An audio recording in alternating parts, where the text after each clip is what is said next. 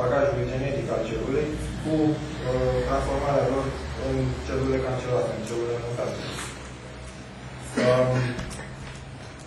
Al doilea, după părerea mea, în ordinea afectării, este aparatul cardiovascular. Cum spunea și colega mea, vasele de sânge sunt foarte sensibile la efectul nicotinei și a celorlalte substanțe nocive care se găsesc în fumul de țigare, duc la această vazoconstricție cu un deficit, deci o ischemie și o anoxie, chiar și o deshidratare la nivelul întregului organism. Cele mai afectate sunt inima, vasele de sânge, creierul. Ce boli de inimă? Deci cardiopatie ischemică, angina pectorală, insuficiența cardiacă, poate să meargă până la prăbușirea întregului sistem. Da. Temuta arterică, deci toată lumea o știe, care poate să ducă până la gangrenarea degetelor, extremităților, cu amputări, cu handicapuri serioase. Mai departe, la nivelul aparatului digestiv, ulcerele gastrice sau duodenale, gastritele, insuficiențele glandulare, tot în urma acestei vazoconstricții care poate să apară și dereglarea tuturor funcțiilor glandelor digestive. Colonul iritabil este și el o urmare a acestei otrăvire a organismului și a intestinului gros mai ales. Trebuie menționat, cred că, și faptul că fumatul singur nu-l întâlnim niciodată. Este totdeauna însoțit și de cafea sau de alcool. Și împreună toate aceste trei noxe pot să ducă la dereglări majore și la nivelul sistemului nervos. Prin insuficiența aceasta circulatorie la nivel cerebral pot să apare deficiențe majore, de concentrare la început, de atenție distributivă, știu eu, până la declinul inteligenței, se numește, sau, știu eu, o senilitate prematură. Și dar nu e valabilă faza asta în filme, că atunci când vrei să gândești atinzi o țigară și te stimulează să se gândești. Trebuie să mai spun un adevăr dureros. De fapt, țigarea este un lucru în spatele căruia ascundem noi slăbiciunile. În momentul în care suntem într-o situație, știu eu, neplăcută, preferăm să căutăm o țigară, să ne facem de lucru, până ne, știu eu, dumilim despre ce este vorba și să putem să reacționăm și, zicem noi, ne concentrăm. Da, corespunzător. Deci, mai ales în faza aceasta a tinereții,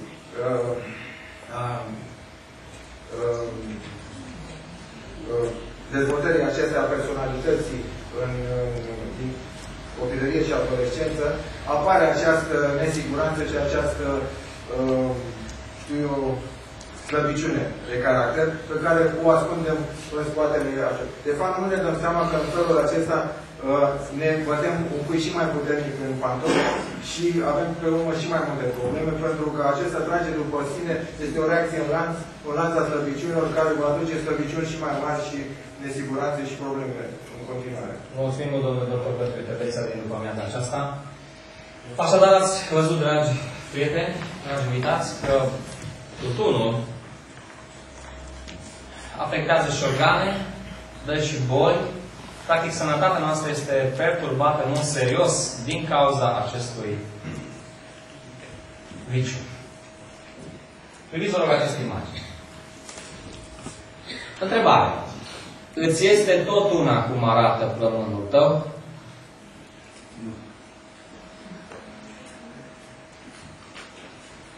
Îți este tot una? În stânga avem un plămân sănătos. În dreapta este așa numitul enfizem pulmonar. Priviți-vă. N-am știut niciodată ce înseamnă efectul tutunului asupra organismului până când m-am dus pentru prima dată la morg. Am întâlnit astfel de plămâni. Am văzut cu ochii mei și m-am înfiorat.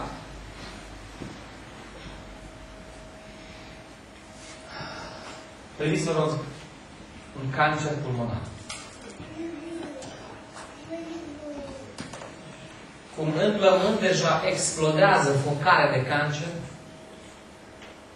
sunt deja metastaze, în ceea ce Dumnezeu a creat în mod desăvârșit, există cancer. De ce să renunțăm la fumat? Pentru că este o groază de... sunt o groază de bani pierduți. Pentru că sănătatea noastră este afectată. Și nu în ultimul rând. Poate că nu-ți pasă de bani, poate că ai bani. Poate că nu-ți pasă de sănătate. Zici că, o fi cumva. Dar vreau să știți că din cauza tutunului se moare. Se moare. Și nu este o glumă. Vreau să priviți câteva imagini. Vă aduceți aminte de acest actor? Da. Este primul care a jucat rolul lui Robin Hood. Sau unul dintre primii, sau unul dintre cei mai cunoscuți. Errol Flynn. Lumea întreagă privea spre el. Un bărbat extraordinar, frumos, talentat ca actor. Din păcate, Errol Flynn omoare la 50 de ani de atac de record pe fondul tabagismului. Fuma foarte mult. 50 de ani. Priviți, vă rog, o frumusețe de fapt. Susan Hoyer moare la 55 de ani de cancer de plămân. Ca să întreb, este cineva de 55 de ani aici cu noi? 55 de ani. Fără Miheș. E teribil să știi că la vârsta ta chiar se poate întâmpla să moară. Creatorul lui James Bond, Ian Fleming, moare la 56 de ani de atac de cord. Pe același fond al tabagismului. Acestea sunt nume sonoase din industria cinematografică. Poate recunoașteți pe cel care era idolul femeilor, Humphrey Bogart, care nici măcar în poze nu se putea ține și avea țigara în mână. La 57 de ani moare de cancer esofagian. Ne putem imagina ce durere simte un bolnav de cancer esofagian. Personal în viața mea am avut ocazia să operez esofag. Operația clasică de chirurgie esofagiană este una dintre cele mai dificil de realizat, pentru că esofagul se află undeva în spatele coastelor. Și nu este într-un loc foarte accesibil. Operația are doi timpi. Unul se intre pe aici, unul se intre pe partea asta. Și dacă bolnavul are șanse ca tumora să fie găsită la un nivel destul de incipient, se poate secționa esofagul, să se lipească celelalte două capete. Însă sunt foarte mici șansele ca cineva să se refacă după operație de esofag. Dragilor, ați ajuns după amiaza asta aici și nu este întâmplător. Vrem să vă prindă o mână de ajutor. Vreau să înțelegeți că acest lucru, fumat, acest flagel, ucide. Mă vin lângă mine aici pe doamna profesoară Iurica Zizi. Ce vrea să ne spunem după amiaza aceasta este ceva cu totul și cu totul special. Nu numai mari actori au de suferit din cauza aceasta. Vă văd îmbrăcate în negru.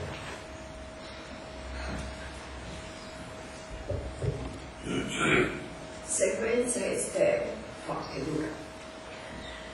Aș vrea să vizualizați următoarea imagine. Într-o zi la ușa dumneavoastră bate cititorul de contor. Cam la 3 luni vine să recitească contoarele electrice ca să le nu știu cum se numește, este un scris.